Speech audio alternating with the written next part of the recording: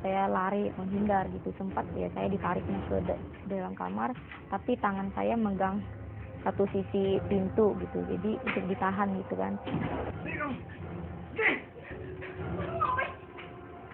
Saya diseret ke dalam kamar, lalu di tangan saya kiri kanan dibentang begini, terus ini dipegang, ditahan gitu. Jadi di sini saya ditutupin pakai bantal muka saya, gitu. Saya tidak bisa teriak.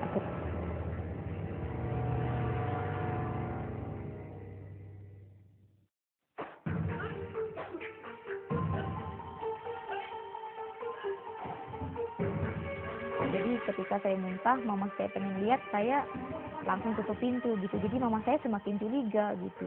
Ini Bapak nih. Saya buka.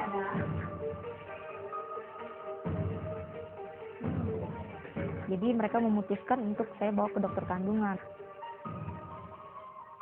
Jantung saya berdetak cepat, duk. Jadi saya bolak-balik rasa tidak tenang gitu. Ini tumor atau sakit emas tipes saya kambuh atau saya hamil gitu. Saudari Melda? Waktu terhenti sejenak. Sebuah kenyataan pahit akan terbongkar. Kamu hamil Melda?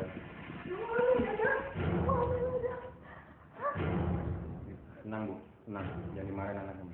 Ketika saya tahu saya hamil, saya shock sekali gitu. Mata Melda menjadi gelap. Ia siap melakukan tindakan yang sangat nekat. Dokter harus menggugurkan kandungan ini, Dok. Saya tidak mau hamil, Dok.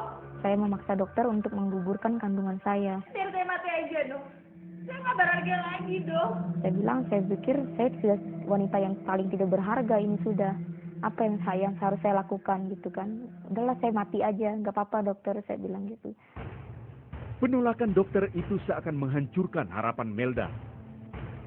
Identitas sang ayah bayi pun mulai dipertanyakan. Jadi saya nggak mau terbuka gitu kan. Sampai dokternya marah gitu kan sama saya. Akhirnya saya berani mengaku di hadapan dokter gitu, di hadapan mama saya. Aku diperkosa, Ma. Kakak sudah mengamili aku, Ma. Yang memperkosa saya kakak kandung saya sendiri.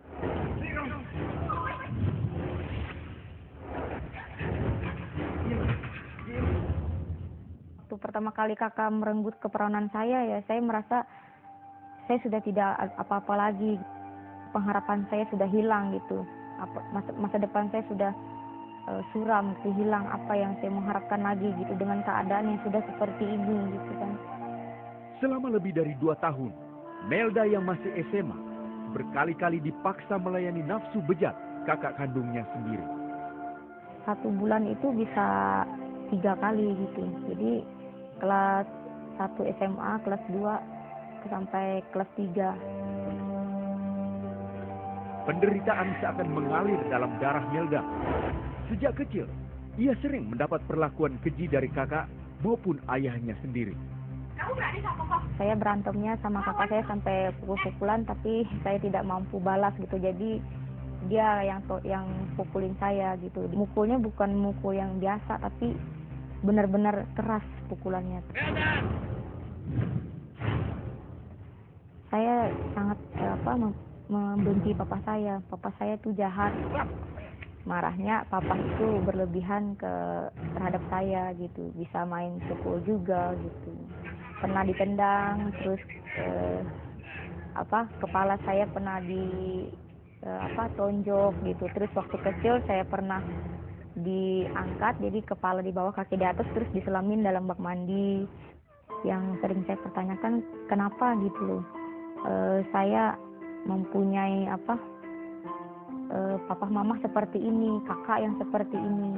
Tidak nyaman sekali untuk saya ada di keluarga saya gitu. Mama saya sangat depresi sekali, shock sekali mendengar hal itu gitu. Kenapa katanya? Kenapa bisa terjadi seperti ini? Kenapa kamu tidak bilang dari pertama? Katanya gitu. Kamu bodoh sekali gitu dibilang. Tapi saya di situ tidak bisa jawab gitu. Nangis saya di situ. Dengan berat hati, Melda harus membongkar aib ini di depan sang ayah.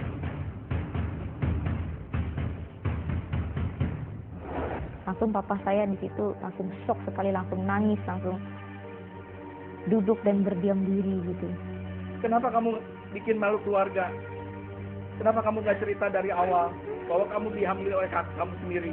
Saya tidak berani untuk buka mulut gitu kan, karena saya ketakutan. Saya bilang, bagaimana kalau seandainya papa sama mama tahu kalau saya diperkosa sama kakak kandung saya sendiri gitu.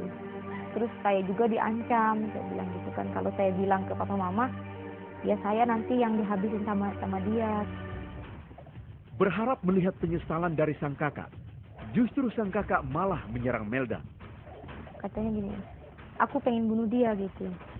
Tidak apa-apa saya masuk penjara katanya, tidak apa-apa saya malu katanya. Yang penting dia saya bunuh, dia tidak ada dengan bayinya. Penderitaan belumlah berakhir. Oleh orang tuanya sendiri, Melda dibuang dan diasingkan. Mereka tidak mau menerima saya dan menerima anak yang saya kandung gitu. Saya juga stres di situ, saya tidak diizinkan keluar gitu loh. Saya harus kurung di rumah gitu supaya orang-orang tidak tahu gitu kan. Tertekan, marah gitu, depresi. Saya tidak tahu sekarang tuh tujuan hidup saya tuh mau kemana gitu. Saya harus kemana? Aib ini seakan tak bisa dihilangkan. Janin yang tak bersalah pun dijadikan tempat pelampiasan kekecewaannya. Saya berpikir saya pengen gugurin dia. Harus dengan cara apa aja gitu. Yang penting dia keluar dari dalam kandungan saya. Saya katakan dia anak haram. Sampai saya tonjok-tonjok begini, gara-gara kamu anak haram, saya jadi begini gitu. Gitu. Saya tidak suka, saya bilang gitu. Saya pengen kamu gugur, saya bilang seperti itu kan. Saya benar-benar menolak dia dan saya tidak mengakui dia. Tak ada tanda bahwa bayi itu telah gugur. Cacian dan tetesan air mata Melda tak sedikit pun mengubah masa depannya yang suram. Saya juga sering bertanya gitu kepada diri saya, kenapa saya harus saya yang mengalami ini gitu kan. Sekolah tidak selesai, saya bilang gitu kan. Orang tua menolak saya. Saya tuh merasa gimana gitu kan. Tidak ada orang yang bisa mengerti saya gitu loh. Tidak ada orang yang bisa mengerti saya dalam keadaan seperti ini gitu kan. Malah yang ada hanya mengorek-ngorek masalah saya gitu. Sepertinya kenapa mereka jadi pengen tahu gitu kan. Maksud mereka apa gitu. Di saat orang-orang yang ia harapkan menolaknya, masih ada satu orang pengurus asrama yang mau peduli dengan Melda. Malah setiap hari, setiap malam dia tompang saya, berdoa saya buat anak saya. Kata ibu saya bilang, anak ini tidak bersalah gitu loh. Seandainya dia tahu, katanya, dia dilahirkan dalam keadaan seperti ini, dia bisa ngomong, aku tidak ingin dilahirkan dalam keadaan seperti ini gitu. Jadi anak ini tidak salah gitu. Kenapa harus kamu mengutuk dia gitu? Perkataan itu seakan menyadarkannya. Perlahan-lahan Melda belajar menerima kehadiran bayi itu. Saat ia menatap darah dagingnya sendiri, hatinya mulai tersentuh. Dia tidak seperti yang orang-orang katakan, dia akan lahir cacat. Di situ saya benar-benar, Tuhan terima kasih, saya bilang gitu. Meskipun saya dulu benci sekali sama dia, tapi setelah melihat dia saya jadi sayang. Di situ saya nangis gitu. Jadi saya bilang, oke lah Tuhan, saya tidak mau mengasihkan dia ke orang gitu. Anak ini tidak salah, itu yang salah saya gitu. Yang salah saya gitu kan. Jadi tidak harus dia ini yang jadi pelampiasannya gitu kan, yang jadi korbannya gitu gara-gara saya gitu kan. Lewat sebuah sekolah pembinaan, Melda berusaha melupakan masa lalunya yang kelam. Akhirnya saya dibentuk di situ, benar-benar diproses. Saya pengakuan juga di situ. Apa mungkin kata-kata kutuk yang saya keluarkan buat anak saya benci dengan keluarga saya gitu kan. Saya di situ pengakuan. Akhirnya saya didoakan. Ketika saya didoakan dan saya mendapat penglihatan warna putih polos, ya di situ saya merasakan ada lega, saya sudah lepas gitu. putih polos itu tandanya Tuhan katanya sudah kuduskan kamu, Tuhan sudah pulihkan kamu gitu. Kamu berharga gitu loh.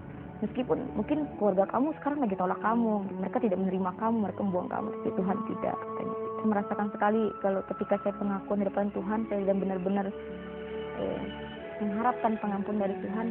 Akhirnya Tuhan ngampunin saya benar-benar gitu, saya sekarang tuh sudah diampuni Tuhan gitu loh. Walaupun tidak mudah, Melda membuat sebuah keputusan penting untuk mengampuni orang-orang yang telah melukai hatinya. Meskipun saya jauh dari papa sama mama, tapi saya pengen komunikasi kita tetap lancar gitu loh. Kakak saya ngomong seperti ini dengan saya ya, yang sudah berlalu biarlah berlalu, nggak usah diingat lagi, katanya seperti itu.